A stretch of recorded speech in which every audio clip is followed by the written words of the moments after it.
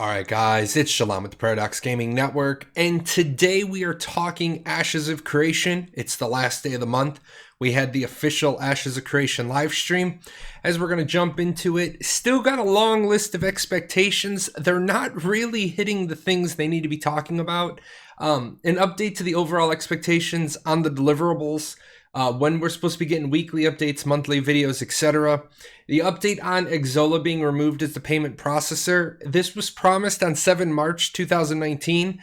They did talk about that a little bit today. Haven't really seen an update on My.Games, why Ashes of Creation isn't showing for them on the main pages, why their backers can't buy individual cosmetics. Updates on some previous purchases, when will people be able to buy them. We really are waiting on an update for Castle Siege Alpha 1 testers to get in there. Update on the Castle Siege rollout. Update on what's going on with the Battle Royale and the seasons. Season 1 Part 2 redo is about to finish. And then the update on the leaderboard. It was very, very soon, 3 or 4 months ago. So for the too long didn't watch people, still don't have any hard dates. And this is really starting to become a problem with the development of Ashes of Creation. Remember, they are now 2 months past their original projected timeline. And everything they say is that we're working, we're building, we're doing. But you originally promised a before 2020 launch. So I get it, you don't want to give dates that you can't meet. But they actually canceled their game developer conference trip. They're still going to show the Alpha 1 stuff in March. They are doing this big reveal in March. Now, for the people who say, well, why did they cancel GDC?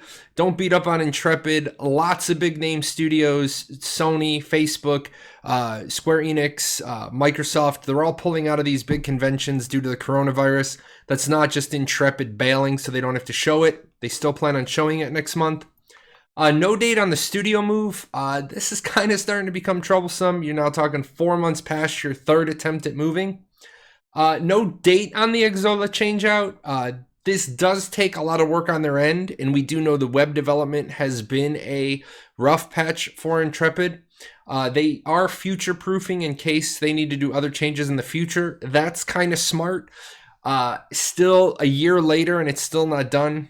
That's problematic. And we have no date on the Castle Siege and no date on Alpha 1. Now, that deliverables thing I talk about, this is the year-to-date deliverables. We were promised weekly updates. We've gotten 1 out of 9 this year for about 11%.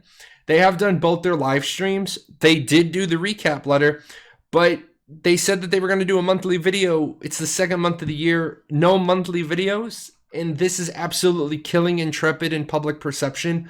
But only they can change the expectation. And I don't think anybody is going to be against them realigning the expectation.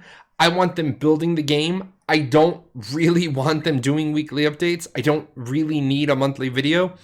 But they said they were going to do it, and they're not doing it.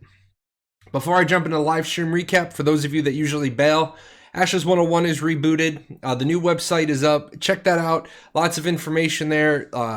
If you see something that needs improvement there, some way that I can make it a better tool for you, let me know. Let's jump into the live stream recap. And right off the bat, I beat up on Steven. I beat up on Intrepid all the time. But when, something that people have to consider happens, I want to send a kudos out to Steven.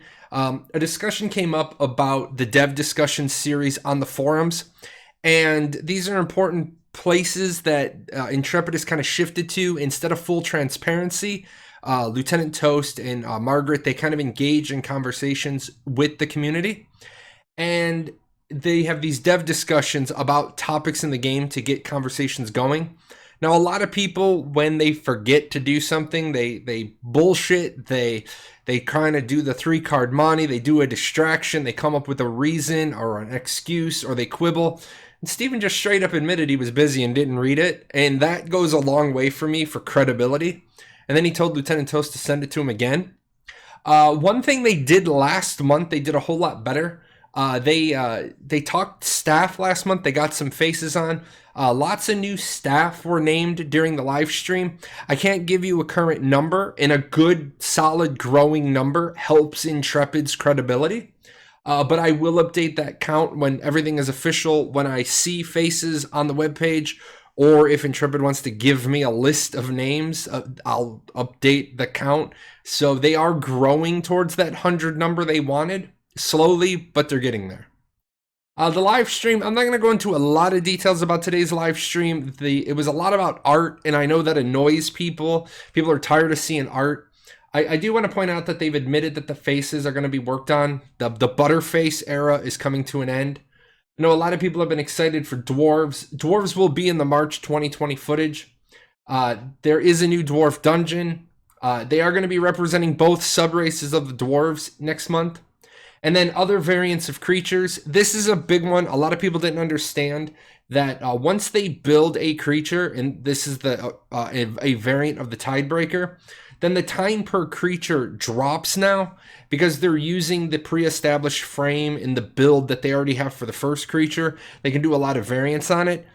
And I know some people are going to have a problem with that, but the truth is I don't want to see this same creature in every zone, in every biome. I want them to take the time to make the world immersive. Immersion is a big thing for me.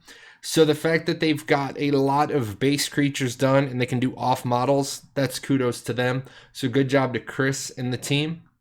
And then the art, Bacon was on the stream today, and the Nakua are being worked on. So we've got some concept art, and I don't want to bombard you guys with concept art. I know a lot of you hate it. You can go watch the live stream if you want to see concept art.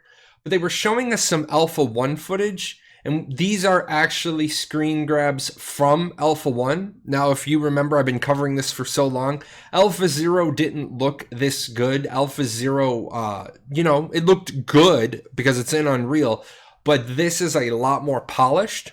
Also, they had some videos today, and this shows that Intrepid has been listening.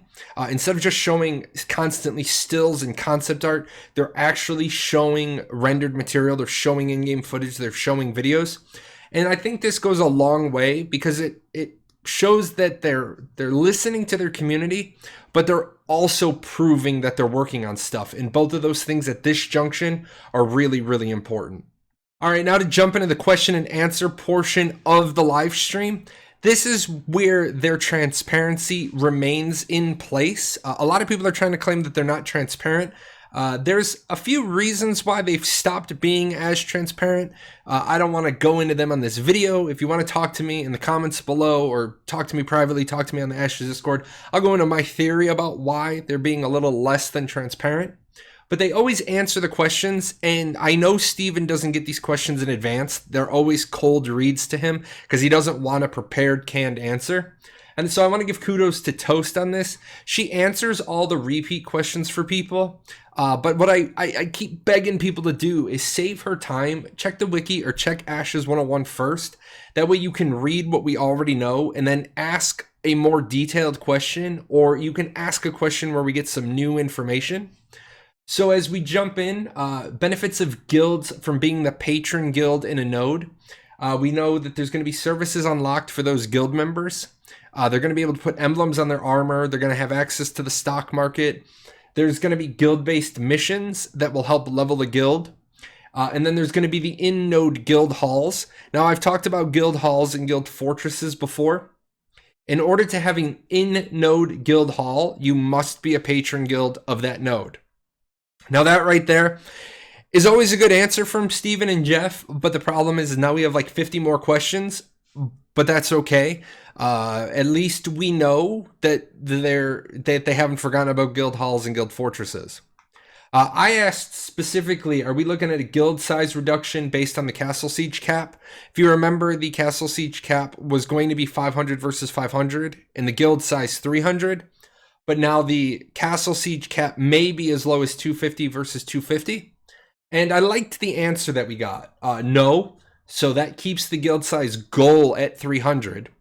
And on the topic of goals, remember that what they're giving us is currently what they think will work. But I liked the fact that they took the time to talk about Excel numbers, Excel spreadsheets, balancing what they think will work, but that they very clearly stated beta is where they will do the number balancing. And this isn't like a one-off, like, oh, that's great to hear once. Continuously over the 2 years, I've been asking questions. I keep track of the questions I ask and the answers we get. Certain things Steven has said, those are going to be tested hard in alpha, like the corruption system, the balancing, the flagging. Very specifically, we're going to test that in alpha. Now they're saying something like the guild sizes, that's going to be tested in beta. Also on guild sizes, if you have 2 characters in a guild, they will take up 2 slots. Keep that in mind for the guilds that like to have alts. A lot of people have a lot of alts. How many raids or dungeons are going to be in the game at launch? And again, kudos to Jeff. They basically said pass as many as we can get done. They don't want to commit themselves to a number, and I think that's good. Instead of saying, 50, and then we have 48 and people get outraged. Really kind of odd question somebody asked. How will guards react to corrupted characters? They will kill you because you are a criminal. Class and profession matching. This has been asked before. Outside of narrative, there's no restrictive classes behind content. There won't be content you can't do based on your class. And then your artisan and your class don't benefit each other. I know there are some games where blacksmithing gives you a bonus to your strength. They're not going that route with Ashes. Constantly this question comes up, what about monks or what about fist weapons? Maybe in the future, and that would be after launch. They already have so many weapons that they don't really want to design anymore. They want to get the game out to us, and then they can go with something like that after. Is there going to be underworld content for people who want to play mercenaries, etc.? Yes, most certainly. People who need to guard caravans, caravan guards is an actual hard mechanic. Highwaymen or brigands is an actual hard mechanic. There is going to be mercenaries for node sieges. Guilds are going to need mercenaries for castle sieges. So yes, there is that sort of content available. Progress account-based or character-based? It's going to be character-based. This question comes up periodically. They didn't mention them today. They had previously mentioned there will be some account-based achievements. But today the focus, the way the question was framed, it was kind of like cosmetics. Like if I earn a cosmetic on a character, do all my characters get it? No, the character that earns the cosmetic is the character that gets the cosmetic. Cosmetics that you purchase from the store, those are available from any of your characters on the account. Is polymorph in the castle siege mode? It is not, and that is right now. It may change. Speech bubbles above people's heads, not right now. And I know some people really like this. I'm sorry to the people that really like this, but this is kind of a feature that they don't need to waste time on. You're going to have a lot of people in a lot of places. What about content that someone misses out on? You joined the game late, and Intrepid's stance has always been they missed out, and Intrepid is okay with that. The servers are going to have linear historical server environments. So yes, each server will have a story behind it. And so unless you play every single day, you won't have 100% completion. And even if you do play every single day, you won't have 100% completion because the world is big and travel time matters. No fast travel. You won't be able to do every single event. Which Kickstarter goal is going to be the most challenging? The naval content. They said it's almost like a separate game. They've made progress in that regard. Physics on the waves. How do mounts gain experience? Shared with the character. And then ulterior quest lines, a training path. Will all freeholds be the same size? Yes. On a side note, they're about a half an acre. That's previous information, of course, subject to change. What is the end game? There is no end game. People keep asking about the end game in Ashes. Ashes doesn't have a specific end game. And that is it for today, guys. It wasn't the greatest live stream that they've ever done, but they have highly hinted at doing a big reveal in March, so we should all be waiting for that. Like I mentioned earlier, ashes101.com is redone. It is up on its own domain now. If you guys see something that I can do better to make it a more useful tool for you, let me know. And as always, if you need to talk, I'm Jahlon, #0001. Get me on Discord on the official server, or I run my own server if you want to talk somewhere offline. Until then, you guys take care, and I imagine March is going to be a huge month for Ashes of Creation news. What are you still doing here? Nobody ever stays this long. This is the end screen. Well, since you're here, there's a couple other videos I think you should check out. And all those names Those are my patrons over at Patreon. I couldn't do this without them. So, big thanks to them for all their support.